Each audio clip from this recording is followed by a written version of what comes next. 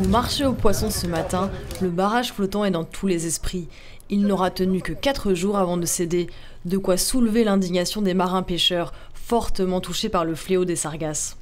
Ils ne sont pas venus demander aux marins pêcheurs leur avis par rapport aux dispositions qu'il fallait prendre, où il fallait le placer. C'est quelque chose presque inutile, parce que les algues passent au-dessous comme au-dessus. Ça n'a pas résisté même pas une semaine.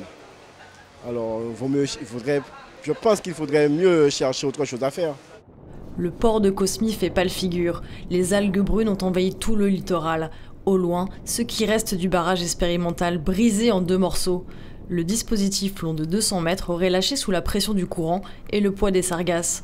Pire, il représente en l'état un danger pour les embarcations. Le dispositif s'est enroulé autour de la bouée du chenal au fait de sortie. En fonction du sens du courant et l'heure que nous pêcheurs nous sortons, on peut retrouver ce dispositif en plein la sortie au fait. Et vous savez, quand vous devez partir à 2 h du matin, c'est vrai que dans la pénombre, des fois on arrive, mais vraiment extrême limite, carrément dessus. À quelques pas seulement de cet amas de sargasses, des habitations. Rolande vit ici depuis plus de 30 ans. Si elle a vu d'un bon œil l'installation de cette barrière flottante, elle a depuis malheureusement déchanté.